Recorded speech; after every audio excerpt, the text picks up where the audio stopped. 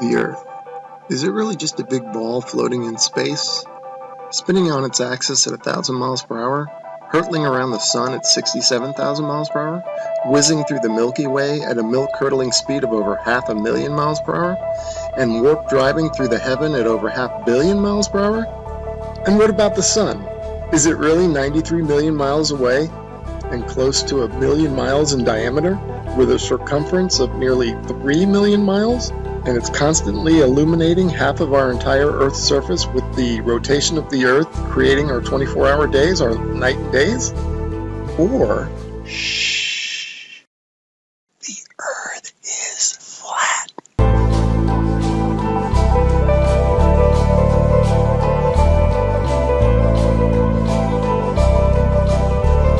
And maybe it's completely still, just like we experience. And maybe the sun isn't big, but is very small and very close, and not illuminating the Earth from 93 million miles, but is illuminating locally. And maybe everything, the sun, moon, and stars, are not far away, but are circling overhead relatively close. In this video, we're going to explore the latter option, and at the end, we're going to reveal startling evidence through the use of time-lapse photography that the sun cannot possibly be 93 million miles away, but is in fact very close, and is illuminating locally as it traverses our flat Earth. Oh man, and watch how this sun comes at you. Boom! I mean, come on. And that's all perspective. If you look at jet trails, Google Images, you'll see them. They start out low at the horizon, they come up overhead. Look at that thing. They come up overhead and then they go down to the horizon. Perfectly explains what the sun would do. Here it is going overhead. I love time lapse. And look at this. You can't go out and look at the sun. You can't see this stuff, except that it's on, time lapse like this. It's incredible. Now watch this thing. It's sweeping. The sun over flat Earth is doing a big circle, right? Look at this thing. See it sweeping to the right. It's like a lefty bowler. Just toss that down the alley, and there it goes, hooking into the pocket.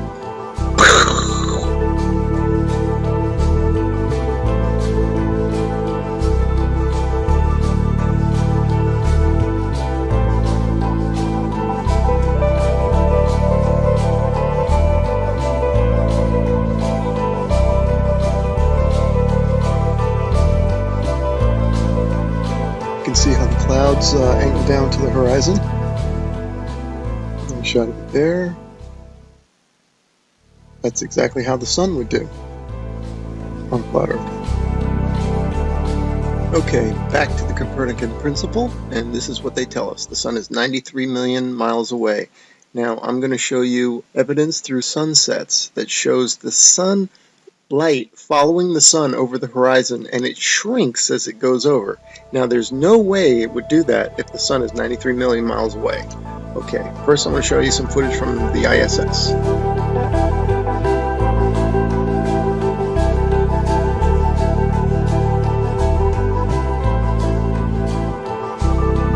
Okay, now watch this animation. Watch this sunset. Now this is exactly, if they came to me and said, do an animation, this is how I would do it.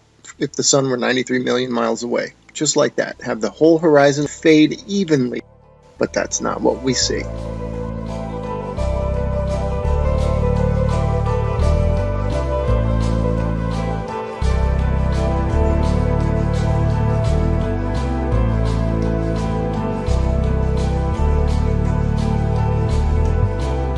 Okay, wow, look at that. Look how the light lifts off the ground like a big wedge, or like lifting up a sheet of paper.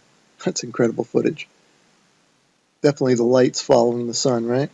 Okay, next I'm going to show you how a sun that is circling over the Earth, that creates the horizontal aspect of the sun. If you combine that with perspective, which creates the up and down of the sun, the rising and the setting, you get the 23.5 degree tilt that they talk about. It's nothing but perspective and the circling sun.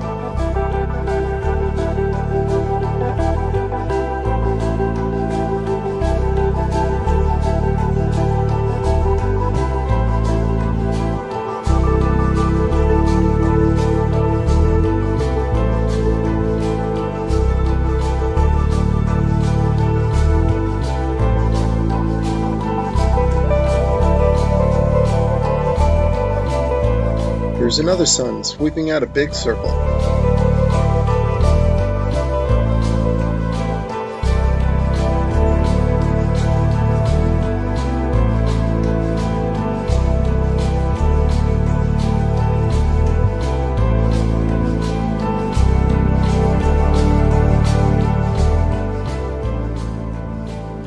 Okay, here's a phenomenon that you might be wondering, how in the heck do you explain this on a flat Earth?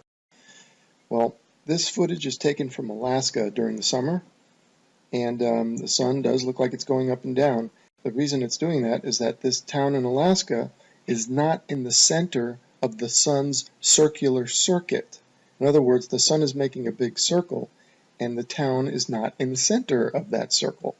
So the sun will be closer and further from the viewer with the camera. That will cause it to go higher and lower, and also maybe even bigger and smaller.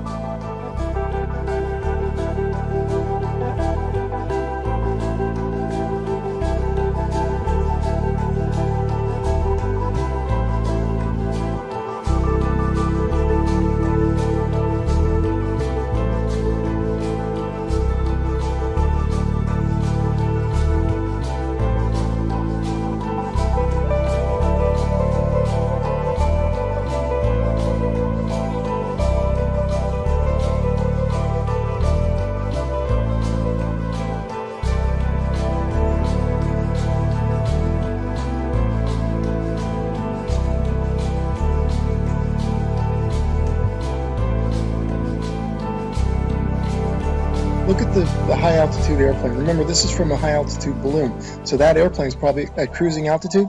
Notice how it looks like it's going up from the horizon.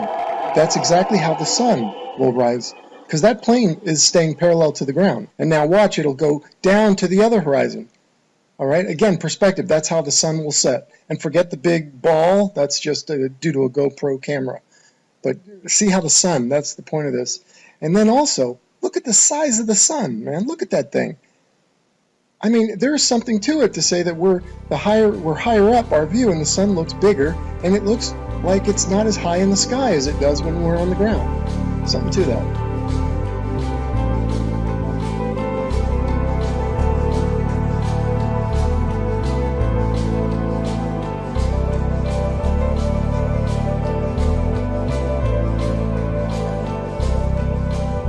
Let's explore this notion a bit further, that the sun looks bigger when filmed from higher up. The next 3 slides, I'm going to do a comparison, a side by side. The one on the left, the camera is above the clouds. The camera on the right is ground level.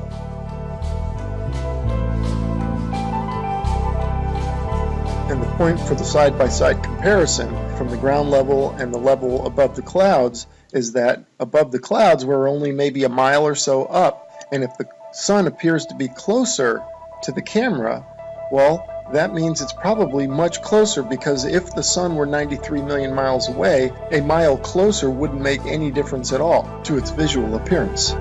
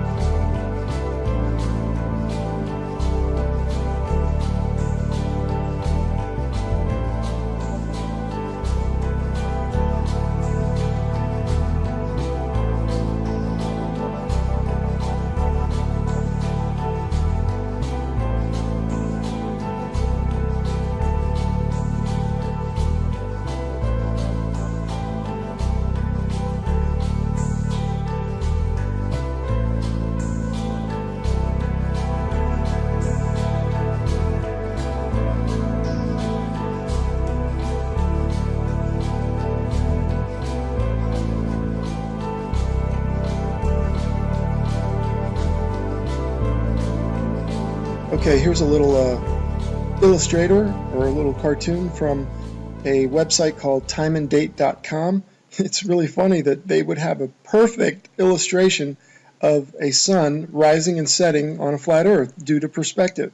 You'll notice that it rises from below the horizon and sets below the horizon. Now you might be saying, well, how's that possible? I can see now you're saying that it rises and lowers due to perspective, but how does it disappear below the horizon? Well, I got a theory about that. Because of the fact that all parallel lines and planes converge at your eye level horizon, this is according to the perspective, I'm not making this up. If in fact, and they do, they converge at your eye level horizon visually, then it makes sense that after that point they diverge, meaning they then separate, so the sun would continue on a downward track. As you can see from my illustration here, the lines would go to your horizon and then afterwards they would spread out and separate, kind of like a starburst, and the starburst being at your horizon, at your focal point.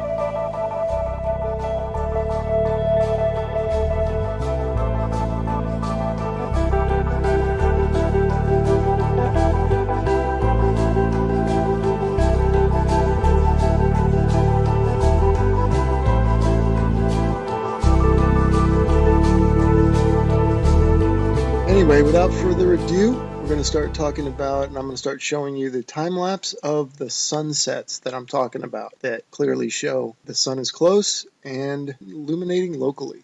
Here we go.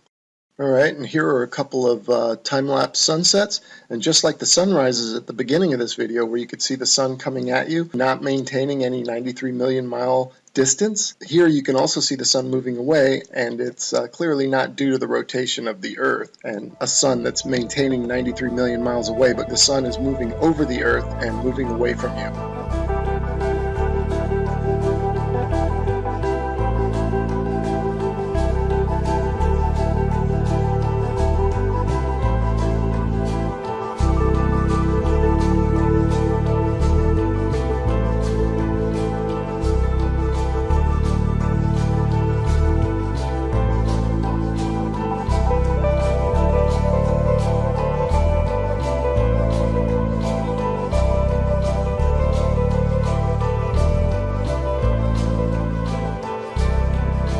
Okay, these next three slides, the sun is almost set already behind the horizon, but watch as the sunlight shrinks and follows the sun. It's definitely a locally illuminating sun, not far away, not very big, and definitely not 93 million miles away.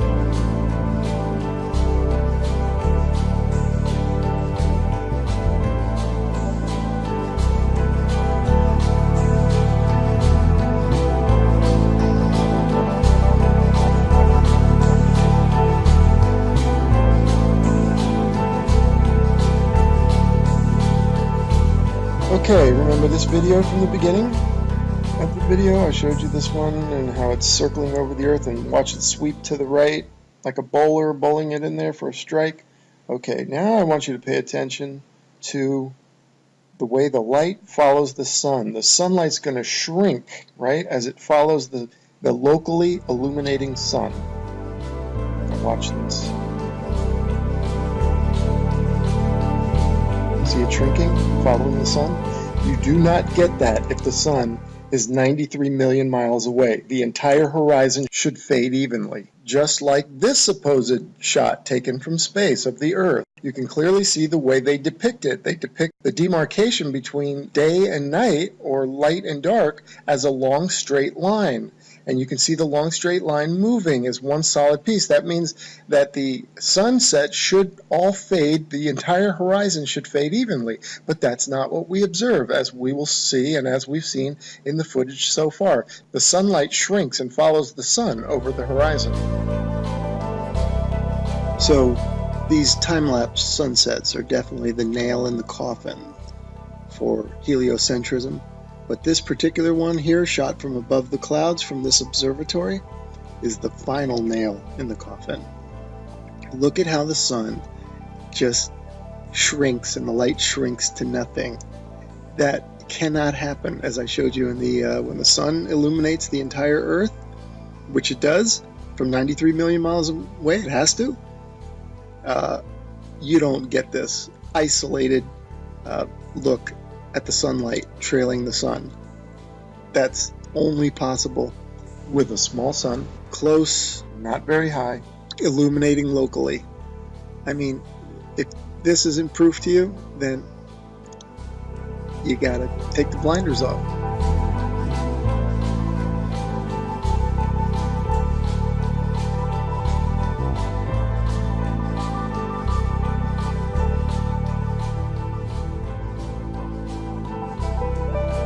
Okay, and finally I want to show you some examples of local illumination, or a city in the background. This is from Grand Canyon National Park.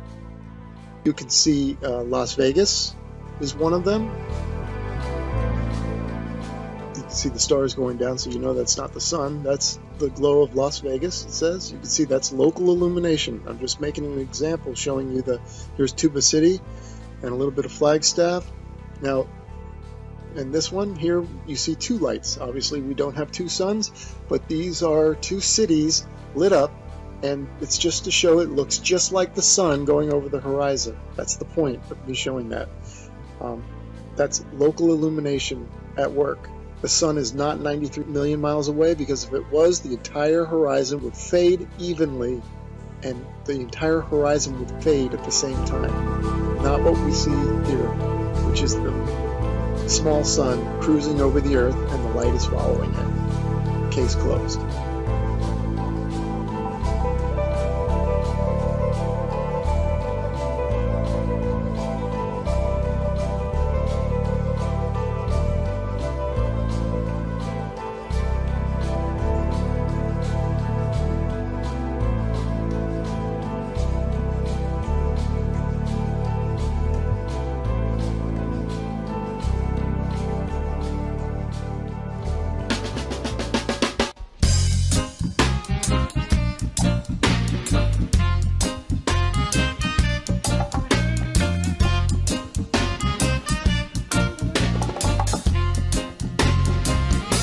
The earth is flat.